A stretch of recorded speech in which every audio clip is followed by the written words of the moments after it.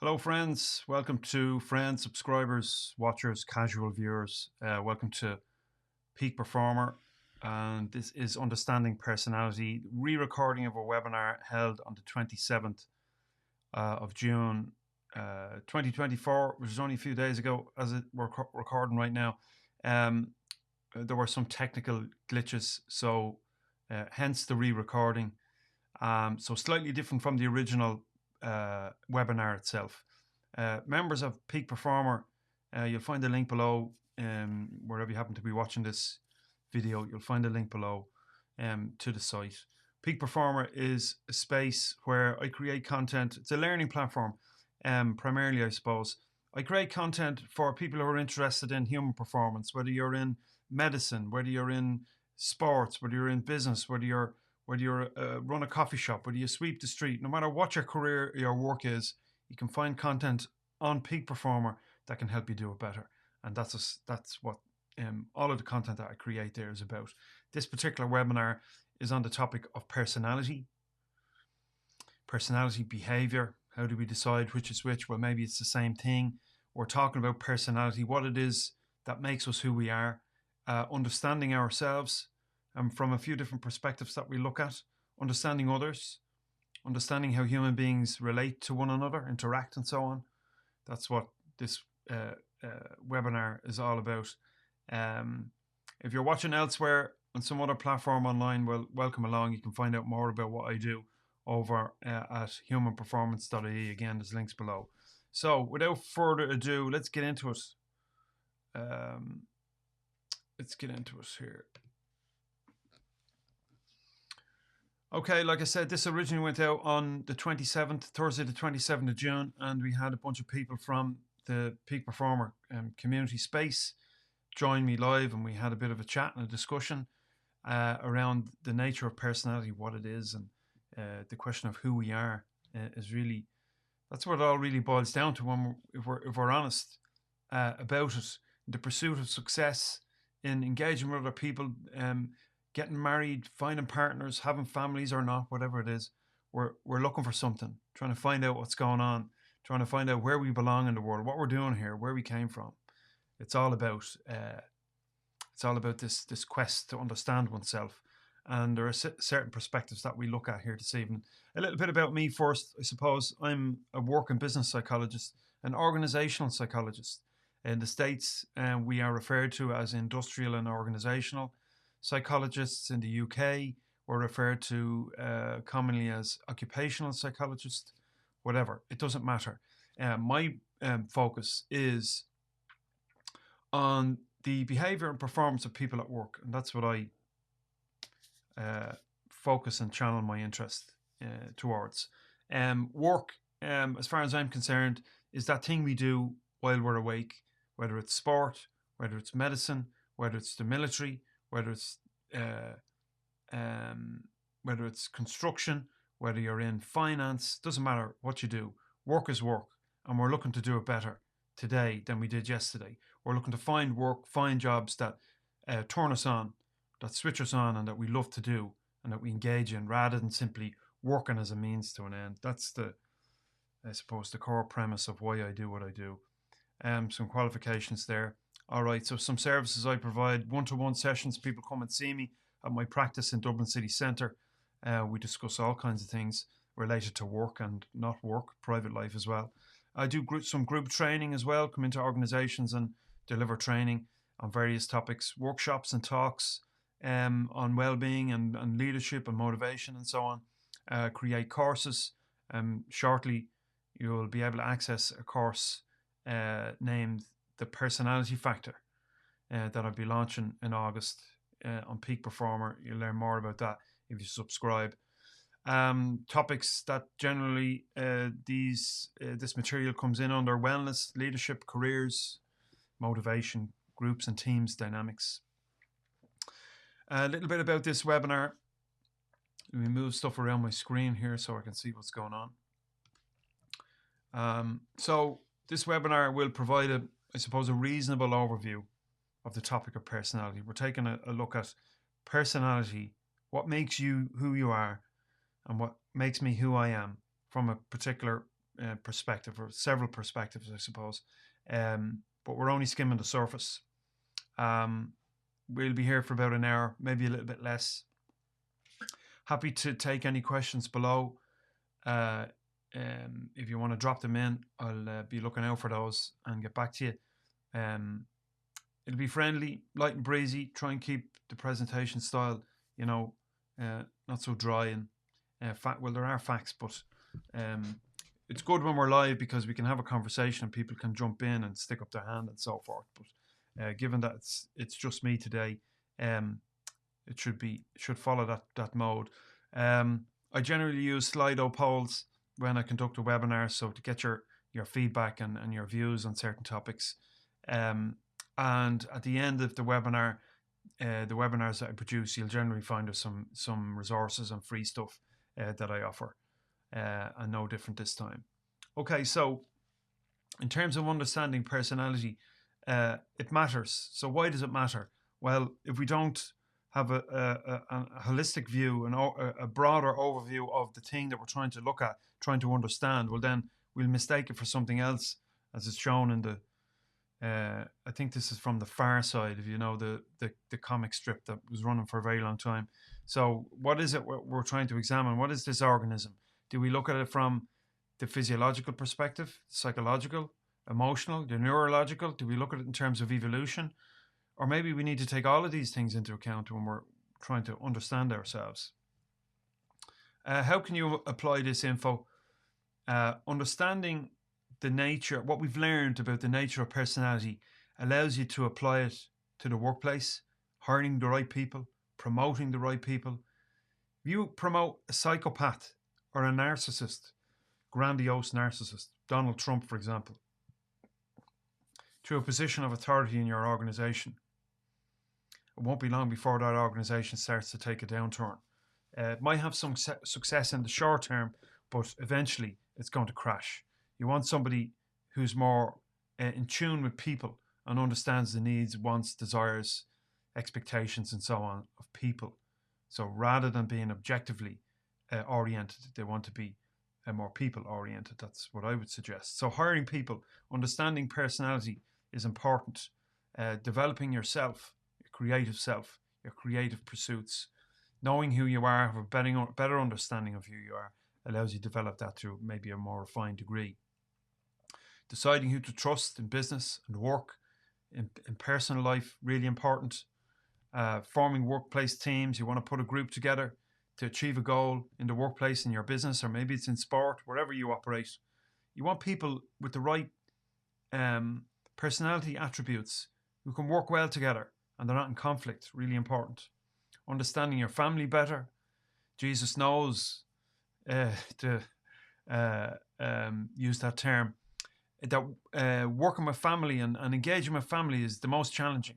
And when we understand behaviour and personality a little bit better, maybe we can forgive people for how they behave. Understanding yourself, coaching athletes and people at work, trying to get the best out of people, the best out of yourself. Okay, so what you learn here, how to build perhaps a successful team at work, the role of genes and the environment in the development of personality, we'll touch on that. How to spot toxic employees, they'll destroy your business. Toxic bosses, they'll destroy you. So know who to work for. Recognizing narcissistic traits in relationships, work and personal relationships. Knowing why personality traits matter for your career and your job. The Big Five is consistent in its findings for successful outcomes at work. So certain aspects of personality lend themselves towards success in particular jobs. Really important thing to understand. Why creative work needs certain traits of personality. So the creative personality, if there is such a thing, is found in certain character traits. Worth understanding that. How your childhood and everyone's childhood forms us, gives us the template. And often that template is unbeknownst to us. It operates somewhere in the recesses of our mind, unbeknownst to us. And so understanding that helps us know why we make certain decisions and why our behaviour plays out in a particular way. Why certain measures of personality, the MBTI, the DISC assessment, and so on, these are referred to as type approaches to personality, why they are unsound methodologically, and why you shouldn't trust the results of these, why they're fundamentally flawed topics. I'm going to take you from very early ancient Greece on a linear journey through time, starting with a definition, well, a couple of modern definitions, and we're going to jump back to ancient Greece, and we're going to take it from there. We'll talk about traits and types of personality, Freud's approach, late 19th century, early 20th century development in our understanding of the human condition through Sigmund Freud. We'll bring you on to the humanistic area, Maslow, Carl Rogers, Viktor Frankl. We'll talk about the dominance of the behaviourists who understood that personality was merely a product of the environment and the problems with that. Then came the cognitive revolution. We won't talk about him tonight, but Noam Chomsky had an enormous influence on this change of approach, or this transition from the behaviourist view to the cognitive view of personality. Biology and genetics and their role in the creation of personality traits, their influence on personality traits. Creativity and personality. We look at Mihaly Csikszentmihalyi, recently passed away, in fact, an enormous loss to psychology, and his ideas of the creative personality. Daniel Dennett is where we'll finish up, the also recently deceased and renowned philosopher and neuroscientist, and his thoughts about the nature of self and of personal identity. What's that all about? I've got a video clip, a YouTube clip that I want to share with you. I won't play it here, but there will be a link to it below. All right. So the starting point for personality, let's look at a couple of definitions. The American Psychological Association suggests that personality is generally defined as individual differences in characteristic patterns of thinking, feeling, and behaving. And Berger, 2011, suggests that personality is consistent behavioral patterns and interpersonal processes originating within the individual, coaxed out of us, perhaps, originating within the individual. I don't know whether that's entirely accurate, but pardon me for a moment.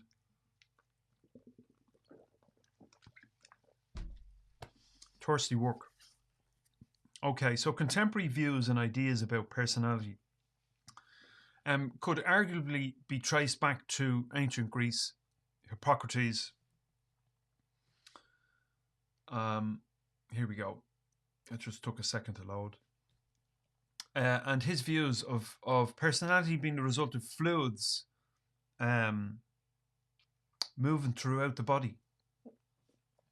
He spoke about melancholic, choleric, phlegmatic, and sanguine as the product of these fluids moving around the body. Hans Eysenck later took this idea, maybe in its simplest form, to describe personality across a couple of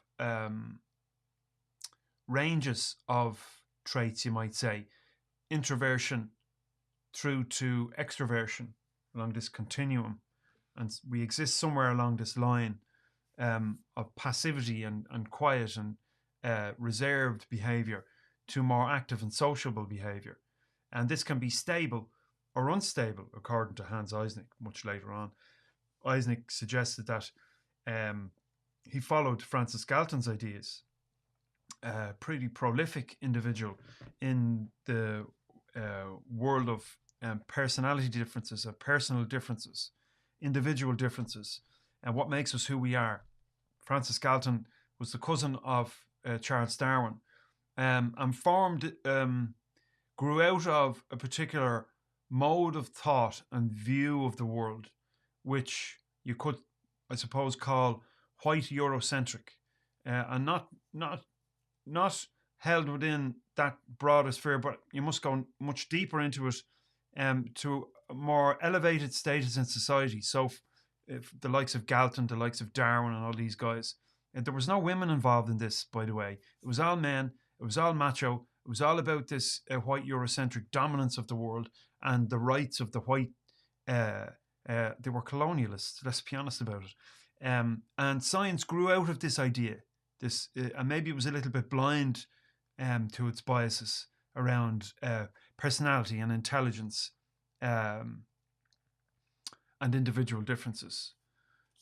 Galton, very prolific, as I said, he was the first to apply statistical methods to human differences, personality, and intelligence, formulated the lexical hypothesis, which essentially said that we describe, so personality is embedded in the language a culture uses. So the words we use to describe people can be used as the basis for our examination through these statistical methods, our examination of personality and intelligence and so on. He suggested, as I said, the most salient and socially relevant personality traits become embedded in the culture's language. He introduced questionnaires, the first to do so, at least that we know of, and surveys for collecting data. If any of you watching this has ever taken a personality assessment, or whether it's online or otherwise, or professionally administered, or some other form of psychological measure, well, that measure will be built upon the principles that Galton first established. However, he had a bit of a dark side, which wasn't uncommon for those of his ilk or his kind of the time. White colonial Eurocentric, that's how I'd put it. He was a pioneer of eugenics, the science of breeding superior human stock. And this eugenics movement went far and wide and was justification for, well, we won't get into it today, but justification for abhorrent abuse of ethnic groups across the world, in the United States, and in Germany, as we know, and throughout Europe during World War II in particular, but everywhere. In Africa, people sterilized, and often against their knowledge and their will. And arguably this stuff still kind of goes on now. So Galton was at the core of this movement, created the eugenics department in London, in the University of London. And like I said, it went far and wide, this idea of superior human stock that just happened to be white, by the way. Okay, and I should say I'm quite passionate about this topic and quite critical, and so perhaps I should be. But it wasn't only those of a different skin color who suffered under the eugenics movement. It was those of a lesser social order, the feeble-minded, for example. So you weren't excluded from sterilization and victimization based on the color of your skin. It was based on your perceived intelligence and where you belonged on the social and cultural ladder. All right. Those at the top were the best, and everyone else was some form of filth that had to be removed. That's the truth. That's how I take it anyway. I'm a little bit cynical about these things, but maybe I should. Okay, onwards. Let's get back to the topic. So Galton, very early on, was the original designer of the trait approach to personality assessment.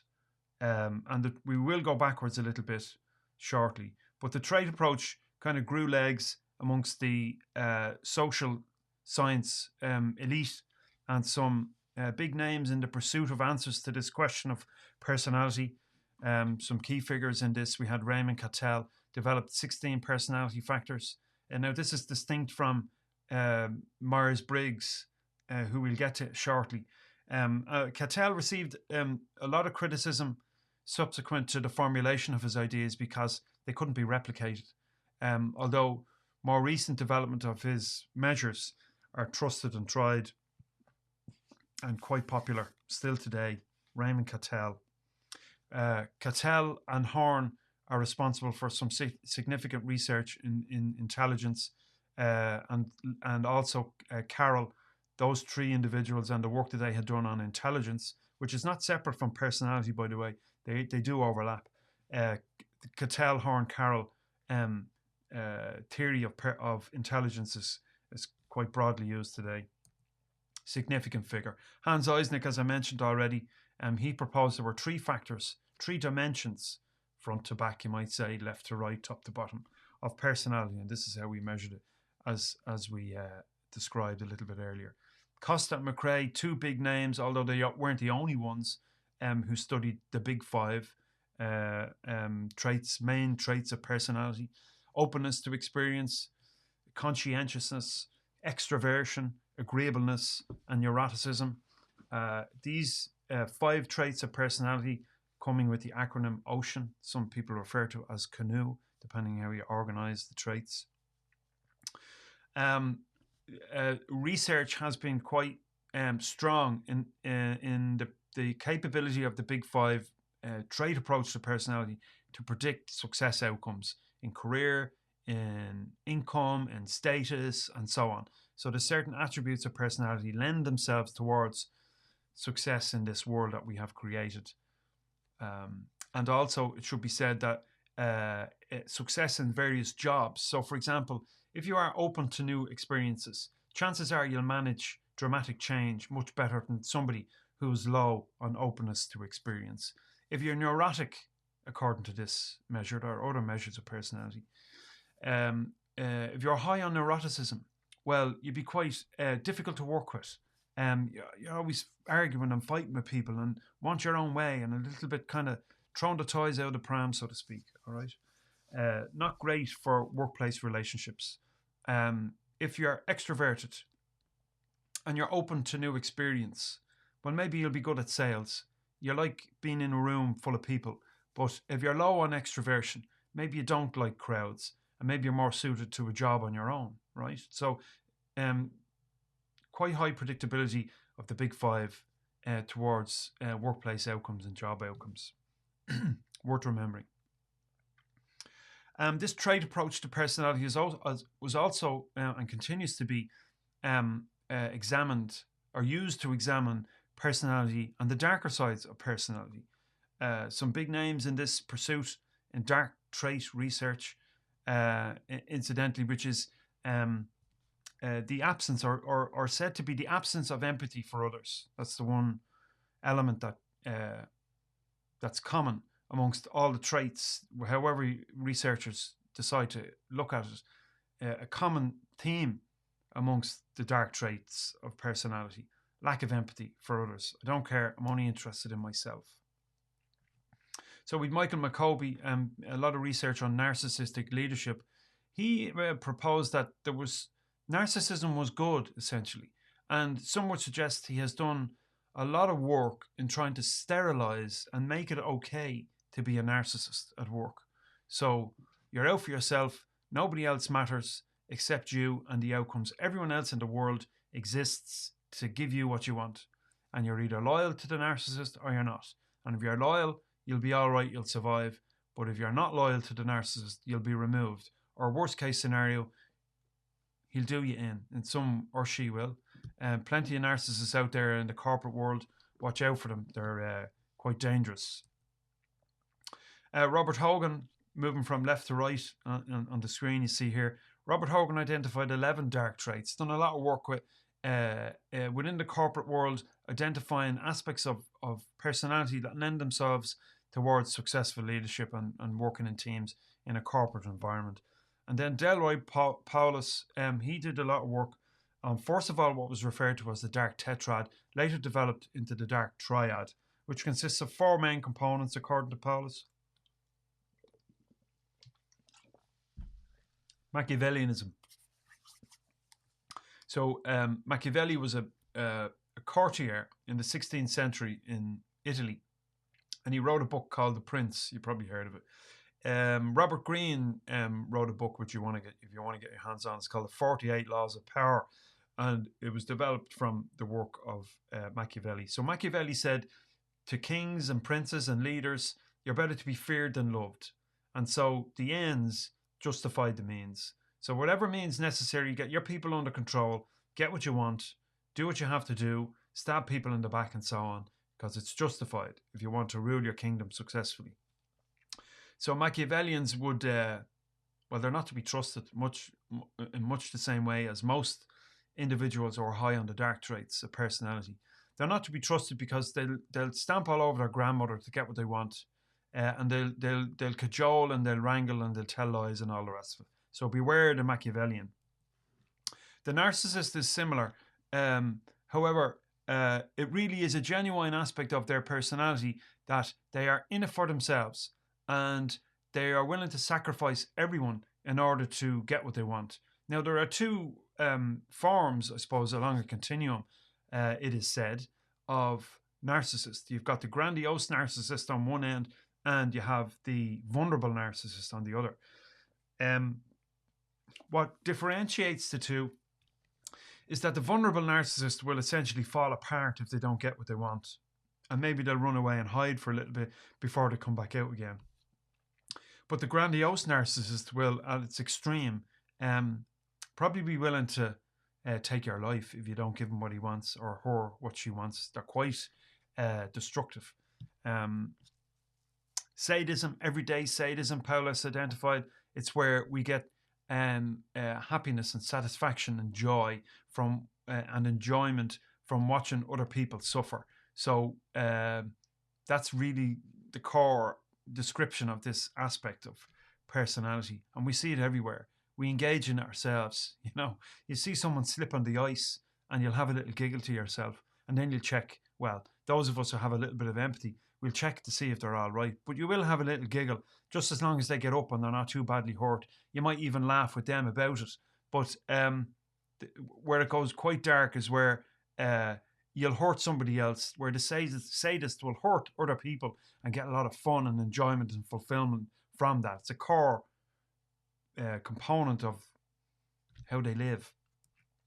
And then the psychopath, arguably the most dangerous of the four components. The psychopath is structured neurologically to hurt and to damage and destroy other human beings because they're just objects in the world. And the core, as I said at the start, the element that is common to all of these aspects of dark trait is lack of empathy for other people. In the course that I'm producing, the personality factor, I go into these elements of personality in greater detail. So watch out for news on that. Sign up to Peak Performer to find out. The type approach. So we were talking about the trait approach, which is essentially the trait approach. When you answer a question on a measure of personality using the trait approach, you're asked to gauge you're asked to respond along a scale from, let's say, 1 to 7 or 1 to 10 or 1 to 5 on whether or not you agree with the statement. So there's a bit of flexibility in where you end up along that scale. The type approach, in contrast, says you are either this or that, and uses an ipsative question system. So the ipsative means of constructing a questionnaire using the type approach asks you either one. You ask your question with only two answers, either this or that. So you're forced to choose, and it's considered a false choice. But that's the difference between the two. Trait approach, you're asked to answer questions on a scale, get in here, on a scale of 1 to 7 or 1 to 10, whatever. And with the type approach, you're asked to choose between two answers, either this or that. So do you consider yourself a warrior or a peacemaker, for example, right? That's not necessarily a question, but it's an example of what the questions look like. So this approach to personality came through Carl Jung. Comprehensive theory of personality significantly influenced psychology and other personal development fields. They revolve around several key concepts, including the structure of the psyche, the human psyche, archetypes, the archetypes that we fall into, these buckets that we fall into that can describe personality. The collective unconscious, the idea that there is something at work beyond the individual. Consider a crowd at an event or a football match or something. They tend to move in a particular pattern. And this is what they tend to be influenced by a particular mode of behavior or a particular idea. We fall into this, Jung suggests. And he had a pretty acrimonious split from Freud around 1913 due to theoretical differences. So We won't get into his work too much here, but it had subsequently then been uh, revised and refined and developed by two people, Isabella Myers and Catherine Briggs. They were a daughter-in-law, mother-in-law relationship. So independent of Jung, they didn't consult Jung in this process. They took his ideas and formulated the MBTI, which essentially breaks down as 4x4 as 16 different personality types. And if you've ever taken them online, you might be familiar with them. You end up with an INTJ or an ESFJ as defining who you are. And this is the problem with the type approach to personality. Because when you take this test in 3 months' time, you may indeed get a different answer to who you are. It looks at dimensions, personality across different dimensions, extroversion, introversion, sensing and intuition, thinking and feeling, judging and perceiving. And has been the subject of some criticism, as I've been mentioning. Firstly, it relies on false dichotomies, either or, so you're either this or that, like I said. The ipsative approach to question construction within a psychometric measure. It's not realistic, it's not accurate. Limited predictive validity in the social sciences and science in general. We're looking for a measure to be predictive of an outcome, while MBTI, for example, and DISC, they don't do that. They don't provide it. Lacks sound methodological basis. In other words, if I was to construct a psychometric measure tomorrow of personality, I would have to test that on a very large batch of the population in order to establish its relevance and its validity, and so on. MBTI didn't do that. It just decided on what it was measuring and it just went for it. So lacks that sound methodological construction. It's influenced by the context, so where you're working, what you're doing, whereas the trait approach isn't. And often criticized for being oriented around profit motivations. So within organizational settings, it's trendy, it's popular, and so arguably should be steered clear of. For more on this, there's a reference, Boyle, 1995, discusses psychometric limitations to the MBTI. Sigmund Freud, one of my favorite individuals, he would have received a lot of criticism for his ideas, but mainly from people who don't really haven't spent the time digging into his work. He came up with some really interesting thoughts about and observations about the nature of the human condition, which are still relevant today and has influenced a broad number of fields of research in psychology and beyond. And so he has to be consulted when we talk about the nature of personality. He developed the theory of psychosexual development, emphasizing that sexuality and early childhood experiences influence who we are. And as much as we don't like to admit it, children have a sexual life, but not sexual in the sense that adults understand it. A lot of adults get really hung up and upset by the idea that children would have a sexual life, but they're viewing it from a flawed perspective.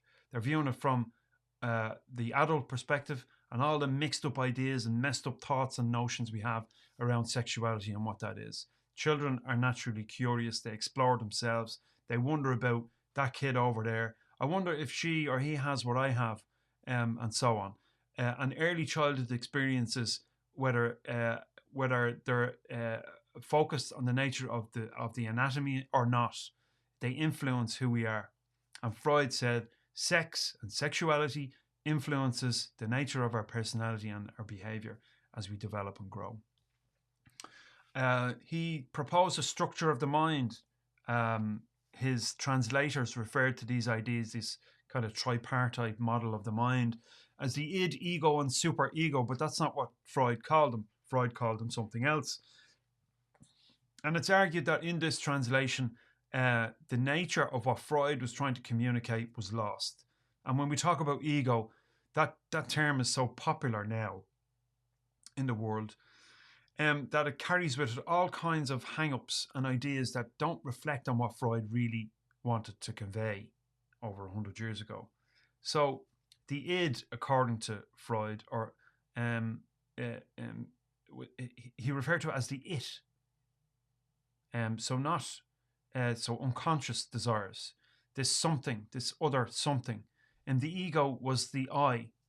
So when I talk about me, when I talk about I, when I refer to me, I am, that has a particular essence to it or meaning to it that only I can say what it is. When you talk about ego, that creates a distance between I, owning it, what I refer to as whatever I am. When I say ego, well, then that's something else. But that's not what Freud meant. Freud meant when you call yourself I, and you say I am, that's what Freud was talking about. So it becomes a little bit distorted through translation and misinterpretation and decades of hang-ups and all sorts of misunderstandings. The superego he referred to as the over-I. The over-I is that something that society possesses that demands we behave. The psychopath doesn't have a connection to the superego. There's no regret for the psychopath. He or she acts out of impulse.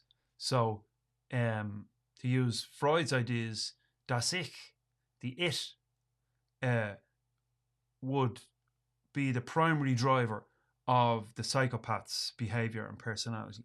There's no superego. The superego regulates us. I can't do that. I can't walk out my door in the nude because, well, others will be shocked. Or I can't murder people at will. I can't do that. That's not allowable. And of course, in society, we create all of these kind of structures and ideas that allow us to mass murder. Why else would we drop bombs on people? So murder is okay in some cases, but the role of the superego is the rule and law of society that dictates our behavior, if you know what I mean. So there's das Ich, the unconscious that I'm not aware of, that it's unbeknownst to me, it influences my behavior. Then there's me, the I am, or the ego, as Freud referred to it, or didn't refer to it, as translator referred to it. And then you have the over I, or the superego, the rules and regulations of society. He identified certain mechanisms within the psyche that control or regulate our behavior and help us cope with trauma and so on. Repression he used this term to describe the mechanism that shoves away those experiences that we'd rather not deal with, so we forget them. We've no connection with it. We've no memory of it in some cases. And it's a mechanism by which we cope with the trauma of life and existence and sex and all that kind of stuff. And then these fragile egos are built up to protect us as well. Continuing on with Freud, treated cases of hysteria, as they call it at the time, the loss of speech and paralysis and unexplained behavior that had no biological source or orientation. There were symptoms that played out by virtue of a troubled mind. He proposed that the body could be affected by process within the mind, developed the technique of free association, and we spoke about levels of consciousness and sexuality and what have you. So pretty influential figure on our ideas of personality and behavior. To finish off with one of Freud's quotes, which emphasizes the lack of control that we have over our lives. He said, "We are no longer in any doubt that the ego is not the master in its own house. We must further admit that the greater part of what is in the mind is itself unconscious, that all of our behavior and conduct are powerfully influenced by these unconscious processes, and that we are only dimly aware of the motives and forces which determine our actions." For more on that, A Difficulty in the Path of Psychoanalysis, 1917. So with the advent of World War One, World War Two, the destruction of Europe and the society as was known at the time, along came the humanists out of post World War Two, who had a different idea and notion about human beings. Instead of Freud's idea that our behavior and our personality grew out of these dark recesses of the mind, the humanists said, no, we are oriented towards good. Some key figures in this idea, the development of this idea, of course, Abraham Maslow and hierarchy of needs. Incidentally, this is really important. Abraham Maslow never drew a pyramid. He never drew a hierarchy. He never spoke about it in that way. These, the basic needs, love and fulfillment, all the way up to self-actualization. These things can happen at different periods of our life. Sometimes these needs overlap and intertwine and so on. And it still has relevance, Maslow's idea, but it wasn't, this pyramid thing. All good ideas tend to become corrupted over time, so beware of that. Carl Rogers emphasized the nature of the self and the importance of the self in personal growth. And his work was mainly developed through his therapeutic practice, working with people who had suffered traumatic loss and so on, and traumatic experiences in their lives. Viktor Frankl, of course, if you don't know Viktor Frankl, go and get yourself a copy of Man's Search for Meaning. That's what it's called here in Ireland and Europe and so on. In the UK, in the US, I think it's called something different. But it documents his experiences and his understanding of the nature of the human condition as a result of his time spent in Auschwitz and his surviving the Holocaust. Really interesting book, and brings home some certain realizations that we should be conscious of on a more regular basis. If only the leaders of the world would read the likes of Man's Search for Meaning, be made to read it, maybe their decisions would be a little bit different than the ones we currently see play out. These and other humanists were greatly influential on the work of Martin Seligman and Mihaly Csikszentmihalyi and the positive psychology movement. We're not going to talk about these guys too much in this particular video, but in the course, the personality factor, I'll be getting into these guys and the material that they advocate, the approach they advocate to personal wellness and success and all the rest of it in life, and the development of oneself. At the same period as the humanists began to develop their ideas, we had a prominent idea of behaviorism, which essentially suggested that the environment dictates human behavior. And some key figures in this were Ivan Pavlov. You're probably familiar with the Pavlov's dog. Ring a bell, the dog salivates. Ring a bell, present a stimulus, the dog salivates. Ring a bell, present a stimulus, the dog salivates. Ring a bell, no stimulus, the dog salivates. So he begins to recognize that the ringing of the bell means food. And so over the course of time, Edward Thorndike, John B. Watson, and B.F. Skinner developed these ideas that there's no cognition. There's nothing going on upstairs. Forget about it. There's no point studying that because you can't see it. So we're going to look at what we do know. And we do know that the environment influences behavior. There's no doubt that it does, but it's limited in the extent to which it does, which subsequently was understood by Noam Chomsky, who I mentioned earlier on. And that began the kind of behaviorism's decline, you might say, decline in influence over ideas and thoughts and worldviews about the nature of human existence. Because the behaviorist view allowed us to do, almost pursue a Machiavellian approach to behavior, that whatever the means necessary to get the end product, because all this idea of cognition and so on, well, that's all a load of nonsense. Don't worry about that. And so it had some detrimental effects and Harry Harlow was another figure. He did some studies on monkeys. John B. Watson did some controversial studies on young children and infants as well. So these guys were allowed to kind of run rampage on human beings in effort to prove their theories. And some of them did anyway. Pavlov, I mentioned, Thorndike, Watson, Skinner. With the decline of behaviorism and the influence of Noam Chomsky's ideas on cognition, Albert Bandura came on the scene and developed social learning theory.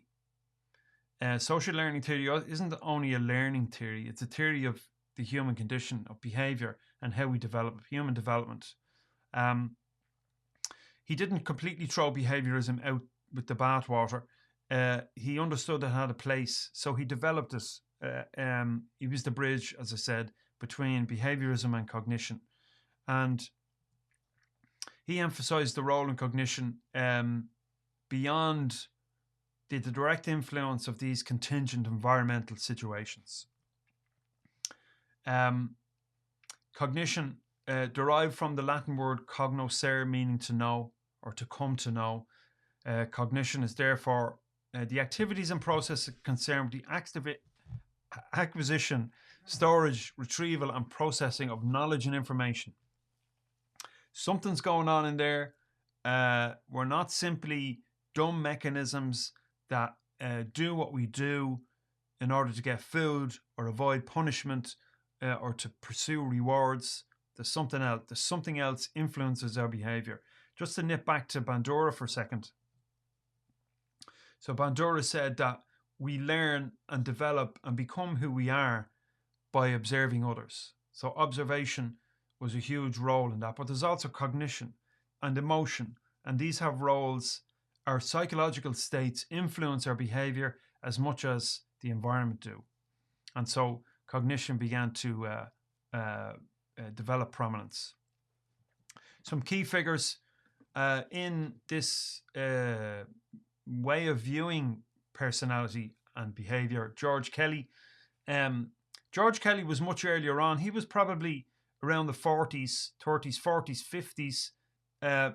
But it was a small, insignificant field at the time. But his ideas about personal constructs, how we form constructs of the world, greatly influenced how cognitive research further developed. He had actually done some work with, studied with and worked with Freud. So Freud greatly influenced George Kelly's work. So forming constructs of the world, psychological constructs, had a bearing on how we developed, in other words. Albert Ellis, another significant figure in this area, looked at how rational and irrational thinking influenced our behavior and who we were. The thoughts that cross our mind, in other words, and how we identified with them, whether we believe in them or not. So we all have thoughts, automatic thoughts that occur almost by themselves.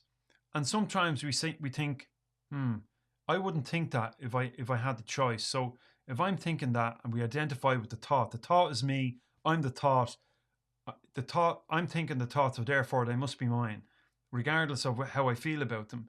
So I have a thought and that feels terrible, I shouldn't think that, and so I feel terrible about myself. Or the opposite, I have this inflated view of myself and my thoughts are me and I'm my thoughts, and so I'm such a great person. So thoughts influence behavior and who we think we are. And Albert Ellis did a lot of work on this rational emotive theory of human personality and behavior and so on. Significant figure, and himself, Walter Mischel as well, in development of cognitive behavioral therapies that came from west to east. So psychoanalysis moved from east to west and then came back in the form of CBT. You could say it's an interesting way to look at it. Walter Mischel, his experience in New York, working with delinquent children, kids who are got in trouble with the law and so on. He found that these traditional methods of working with people didn't help them, and developed cognitive affective personality system to examine these young people and he discovered that there's a lot more going on for these kids than simply um, taking these ideas and theories that had come before and applying them to this new social background that he found himself operating within. So all these three, and there are others, greatly influenced the development of cognitive behavioural therapies, CBT, ACT, dialectical behavioural therapy. All these therapies developed out of their experience. Moving on to the biological approach, biological, neurological, we'll wrap it all up in one, so to speak. There are slightly different approaches, but these ideas suggest that the brain and the body and our genetics greatly influence the development of our personality.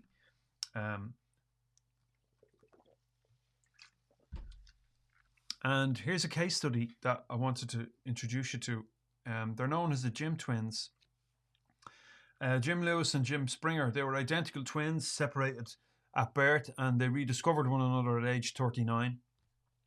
It's a renowned, spoken of story in personality psychology, and revealed some remarkable similarities that can only be the answer to which can only be found in our genetic makeup. Provides compelling evidence for the influence of genetics on personality, behavior, preferences, and so on. So here are some of the major similarities between these two guys that came to light much later on. So the obvious one is they both were named James and called themselves Jim. And one could have called himself Jim, and the other could have called himself Jimmy. But the fact that their parents, or you could say the reason their parents chose the name Jim, well, that's nothing to do with their genetics, but still remarkable nonetheless that they were both named James and went by Jim. They each had a childhood dog named Toy. They married the same woman, not the same woman, they married women with the same first name, Linda. That was their first marriage, both forced marriage. They both divorced and then subsequently married women called Betty. They both had sons called James Allen, albeit there was a slight difference in how the name was spelt. They've had vacations to the same beach, same spot, town you might say, in Florida. They both worked in law enforcement. They both enjoyed woodworking as a hobby. They both smoked the same cigarettes, same brand of cigarettes, and drank the same brand of beer. They both suffered chronic headaches and later in their life heart disease, and both drove the same model of Chevrolet, same colour and model of Chevrolet car. And it's not written here, but they both had similar handwriting as well, extremely similar. Now, you might say that these are all simply coincidences, but the odds, and it's well recognised, the odds of these coincidences existing side by side in two individuals, the odds are just, they're out of this world. And you would never get these kinds of odds if you're at a racetrack, for example. It's just, it's remarkable how these two guys who grew up in separate families could have so many things similar in terms of how they developed. Moving on from that, the brain and the body. Moving on from the Jim twins, several researchers have examined personality from the neurological perspective. Well, we spoke about Hans Eisnick. He had some say in terms of biology and its influence on personality. Also, we have Fisher, Cloninger, and Buss, who are three more contemporary researchers who examined the neurology of personality and the influence of evolution on the nature of personality development. Why we develop certain aspects of personality, well, they refer back to why it is we grow and develop within social communities and so on. Also worth considering is the creative personality. In order to be creative, well, some people refer to themselves as being creative and other people refer to them not being creative. I'm not creative at all. I couldn't draw a matchstick man, for example, someone might say.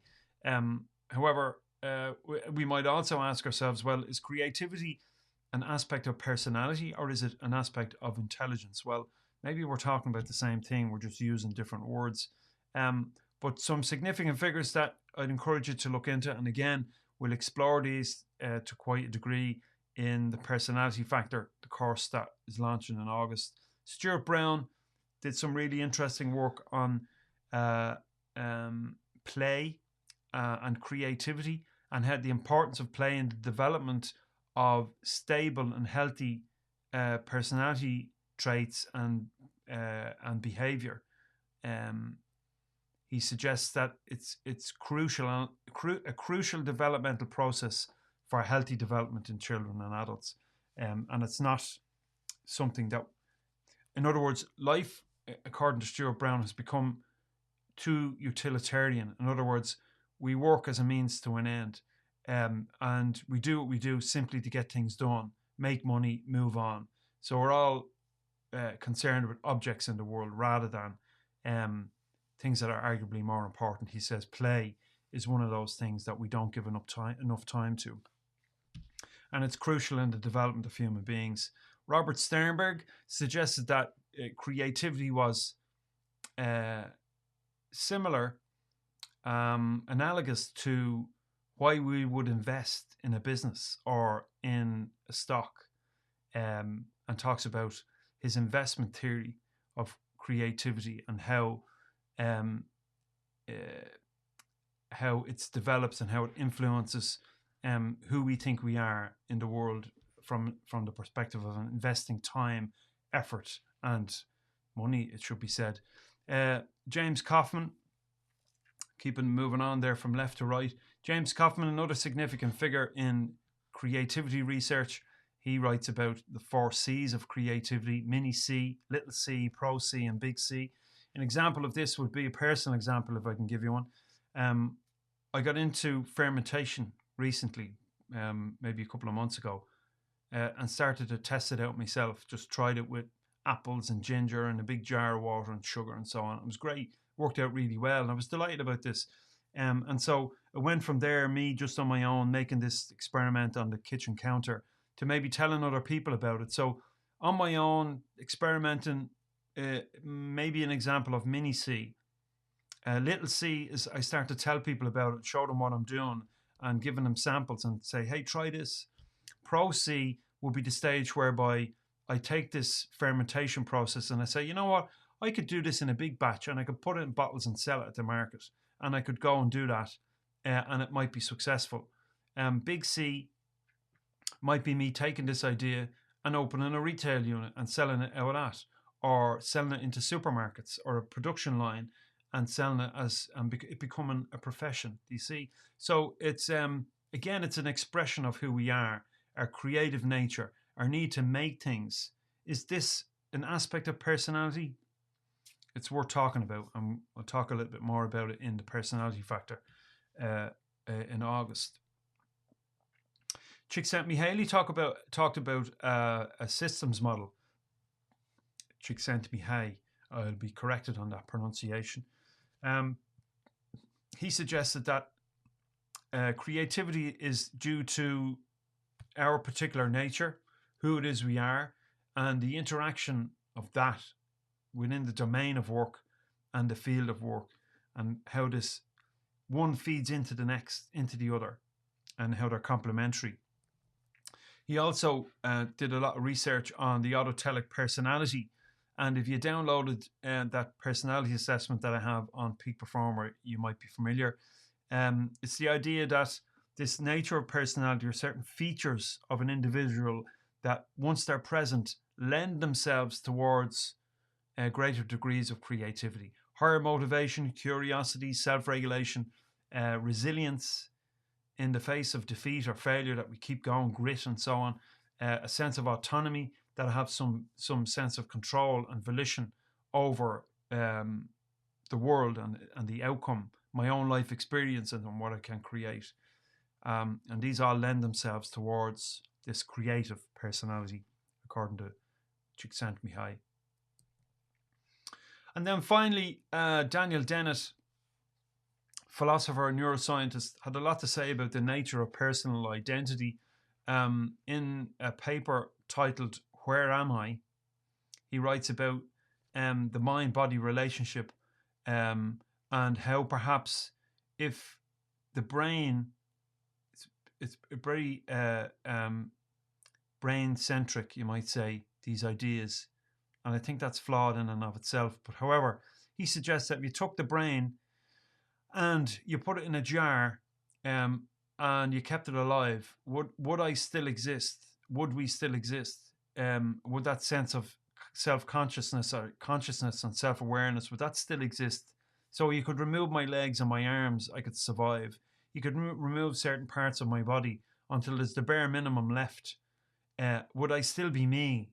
Kind of way of thinking about it. So if you remove my entire body, would I still be me? If you removed my index finger, would I still be me? My arm, my two arms, my legs, would I still be me? If you took out my heart and you put me on a machine, if you took out my lungs and you put me on a machine, if you took all my organs and hooked me up to machines, would I still be me? Do you know what I mean? So what is it about this sense of identity that we have? It seems to be caught up in the organism to some extent. So he gets into this topic. It's worth reading it. The link to the document is included in the resources sheet over on Peak Performer.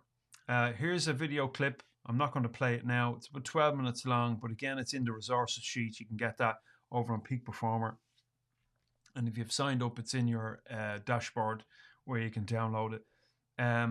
Lots of really important ideas around the nature of determinism and choice and volition and so on.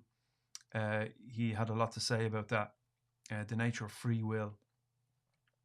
Dan, the question of why... And we don't want to hear from Dan. Okay. So listen, that brings us to the end of this particular video, the nature of personality or understanding personality. If you attended this webinar live, there are some free resources that you can access in your dashboard. I want to thank you for being a part of it. I want to thank you for your questions and your ideas and your feedback at the end of the webinar. If you like this content, you're watching this somewhere like YouTube or LinkedIn or somewhere else on the web or on Peak Performer, I'd encourage you to watch out for those free webinars that pop up and get more content and along a similar vein.